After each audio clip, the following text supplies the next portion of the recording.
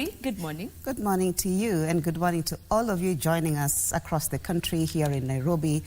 Of course, we've already mentioned about the Olympics, Faith Kipyegon setting a new Olympic record right there, and also us as Kenya winning 11 medals in total. All that will be coming up in the sports news, but also the Azimio La Umoja One Kenya coalition. There's a bit of rift there after ODM members joined the government. So a section of the leaders are saying that they'll actually be backing, that is Kalonzo Musyoka's 2027 presidential bid. All that coming up in the news, but let's just get onto it right away, where cooperatives and MSMEs Development Cabinet Secretary, that is Wycliffe Oparanya, has warned he will bolt out of the government if the Kenya Kwanza administration fails to implement his ideas. Addressing congregants at a Church of God in South B, Oparanya, however, said he will lead the ministry in supporting small and medium-scale traders to create jobs, especially for the youth.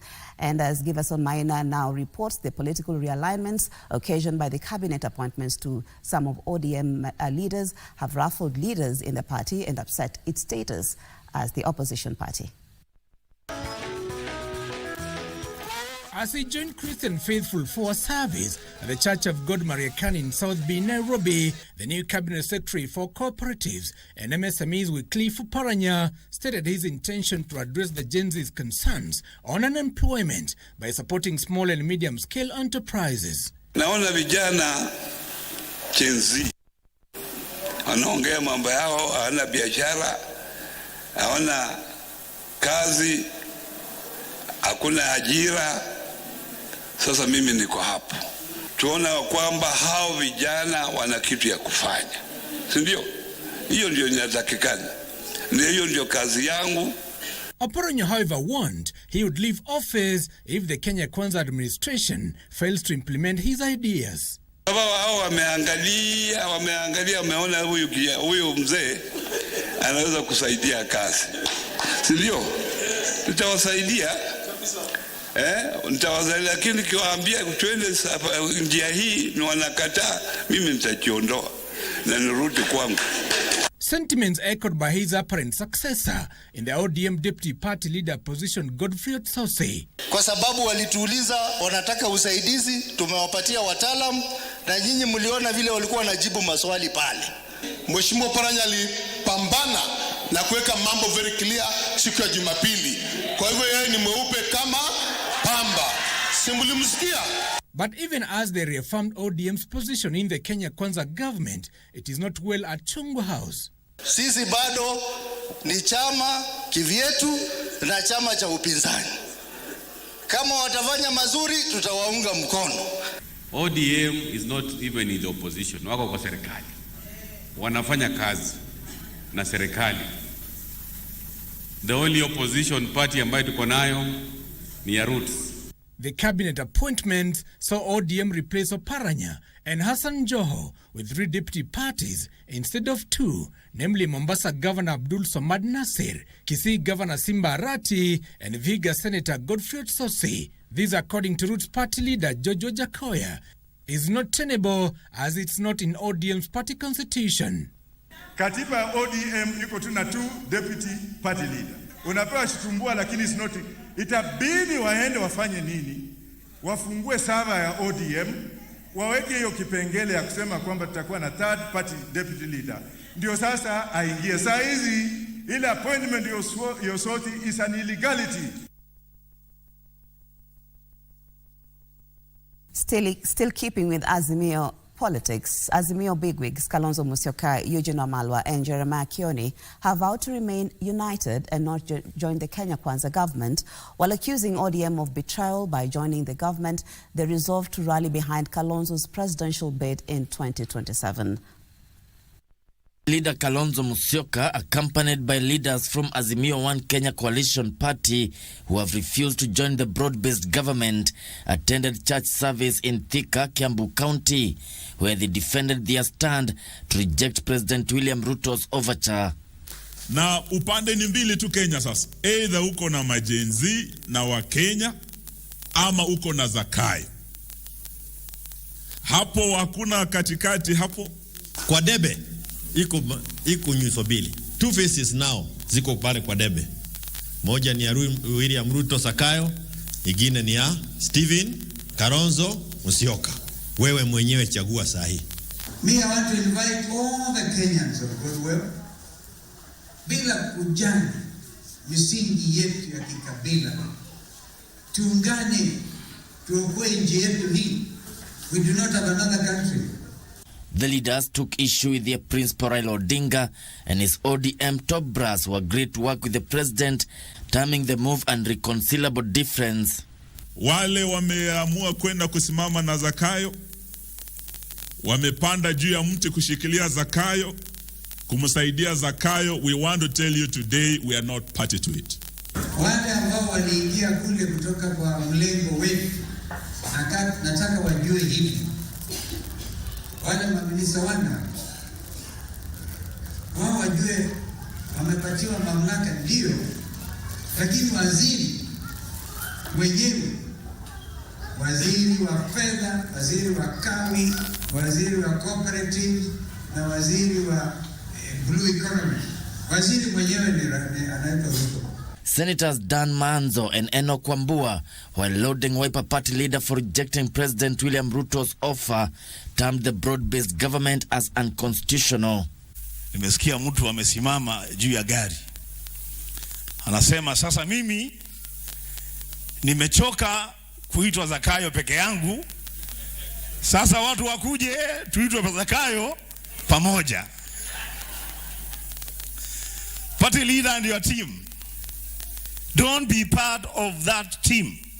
Na nieleze wale walifanya hiyo maneno ya kwamba mpanda farasi wawili upasuka msamba. Huwezi kuwa mguu moja kwa serikali na ile ingine kwa opposition.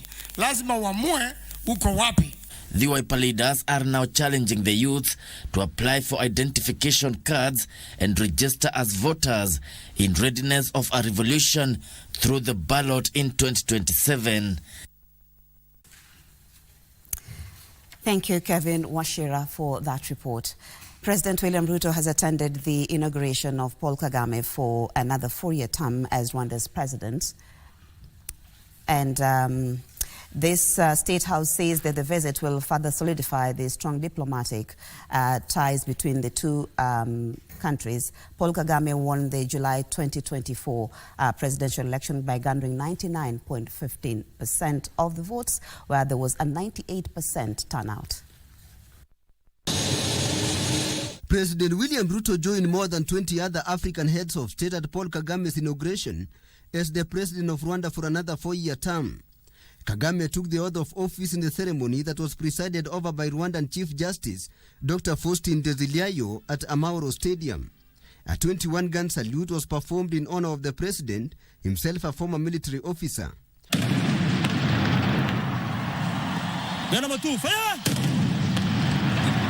Shortly after, Kagame inspected a guard of honor followed by a colorful performance by various units of security officers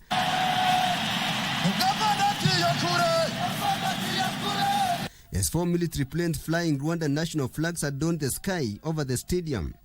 66-year-old Kagame was re-elected in the July 15 presidential poll with a landslide 99.15% of the votes cast in his favor.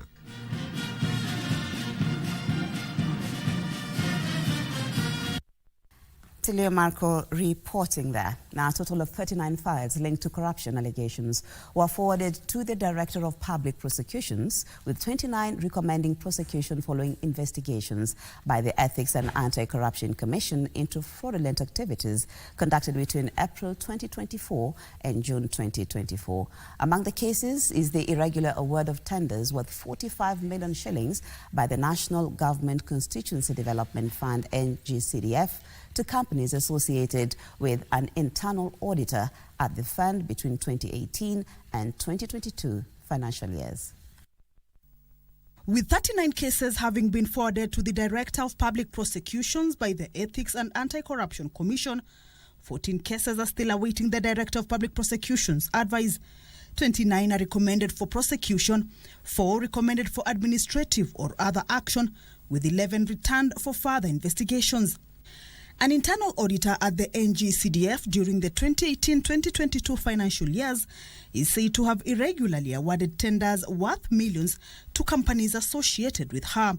The 4 companies are said to have received more than 59 million shillings, being payments from NGCDF-funded projects in Kajiado East. The internal auditor, together with the fund account manager and quantity surveyor, are facing charges of conspiracy to commit an offence of corruption, 5 accounts of conflict of interest, fraudulent acquisition of public property, among others. EACC is still waiting response from DPP after recommending prosecution. The anti-graft body has also recommended disciplinary action against 9 officials at the Nairobi City County Government and 2 directors of companies involved in an alleged irregular procurement of goods by the Nairobi City County Government in tender during 2022-2023 financial year for supply and delivery of electrical materials for street lighting amounting to more than 313 million. In the tender, local purchasing orders are said to have been issued irregularly without the accounting officer approval. The case implicates a number of high-ranking officers, including the Chief Officer, Works and Mobility, Head of Procurement, Procurement Officer and Chair, Tender Opening and Evaluation, Finance Officer and Directors, Waylin General Limited, and Fidelity Telecom Services. EACC is also awaiting feedback from the DPP on a case regarding allegations of misappropriation of public funds by the Bungoma County Government meant to facilitate public awareness campaigns on COVID-19. The Chief Officer Health, Medical Superintendent, an accountant, and the Administrative Officer of Bungoma County Referral Hospital are alleged to have jointly authorized the utilization of more than 11 million shillings for an activity that was not within the hospital's budget. EACC has so far written to the DPP recommending prosecution for 6 counts of misappropriation of public funds. Thank you, Kamcha Menza. Lack of crucial information, misinformation and inadequate awareness among parents and students on the new university funding model has been termed as the biggest challenge on financial aid application. Principal Secretary for Higher Education and Research, that is Dr. Beatrice Enyangala, said as much as the new system comes as relief for parents, there is need for more awareness on how it will be rolled out and its operations. From next month, learners at the higher education level are set to join various institutions across the country. However, government says there is still some misconception about the new funding system, such as fears that the tuition fees will be increased. And I want to assure you once more that we have not increased the cost of programs. When we operated the differentiated unit cost model, the cost of programs were determined, and government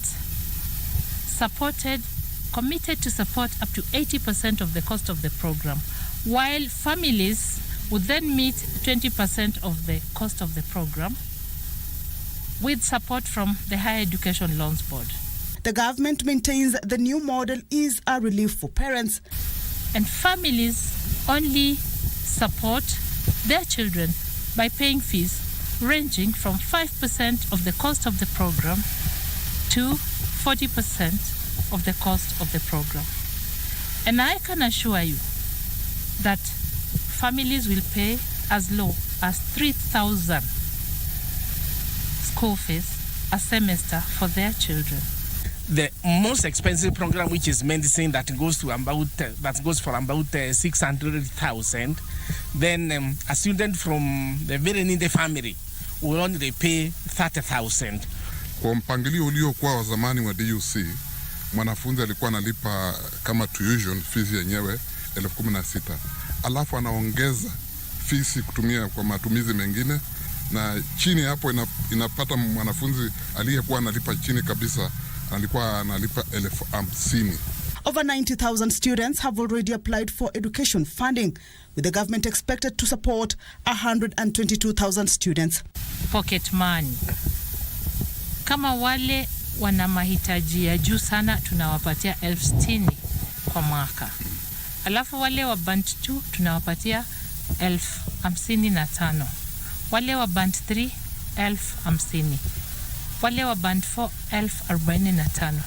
na wale wa band ya mwisho, yani watoto wetu sisi wenye tuna uwezo, wenye tunajiweza, bado tunawapatia 40,000 ya pocket money. From 19th of August this month, every student will know how much they are supposed to pay fees, how much their families are supposed to contribute to the full cost of the program in terms of fees.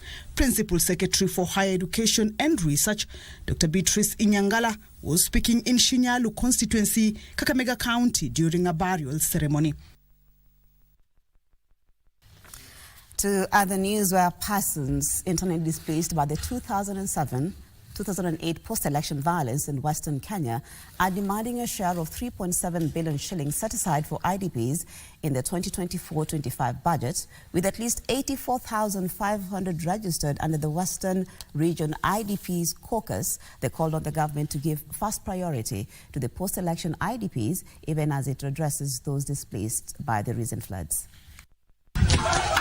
16 years after the 2007-2008 post-election violence, some 84,000 internally displaced persons in the larger Western Kenya are still living in deplorable conditions, chancing on government compensation to rebuild their lives. The Western Region Caucus for IDPs has a membership of 15,590 persons in Kisii, Homa Bay 7,000, Siaya 9,000, Kisumu 15,000, Migori 14,000 and Trans Nzoia 17,000.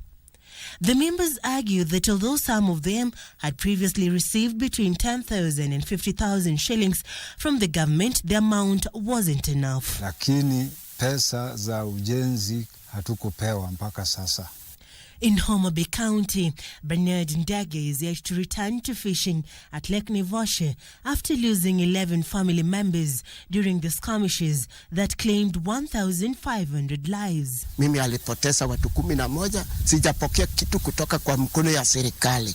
Mimi siwezi fanya kwa jua.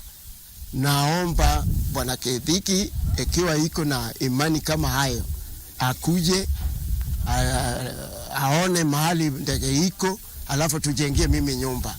In Migori County, Manasseh Ouma Waganda says he fell on a tree stump when taking cover in a forest during the chaos and sustained an injury that risks turning him blind. Niliweza kupoteza mama, nikapoteza dadangu ambaye ananifuata, na nikapoteza watoto wangu watatu kwa hiyo mambo pia ya post violence. Mwaka 2008 tarehe 23 usiku niliweza kupoteza kuona. Niliamka nikiwa katika blackout. For Ezekiel Wafula and Zipporah Wekesa, who live in Trans Nzoia, they were amputated after being shot with poisoned arrows. Ni wao waliweza kunitunga mshali ya sumu, wakanipiga mguu. Watu wangu wote walitawanyika, wakatawanyika wote, hata watoto walitoroka. Nikashinda maana watoto waliweza kwenda. Wakati nilipata janga huko, nikapigwa mshale, nilipigwa mshale, mguu ikaumia, kanitesa. It is the same plight for Rosemary Nyaboke, who now lives in Kisii County with other IDPs. Nikaamka nikapata hapa nimetoka damu mingi kwa hapa karibu na masikio. Sasa nikaanzia hapa kutibiwa, sikupona hapa kwa Rongisha, nikapelekwa Kenyatta, nikatolewa nyama hapa, nikawekelewa hapa, ikaosa tena, nikakuwa hivyo. Pata sijapona. Yani tunahangaika tu, tunasaidiwa na watu.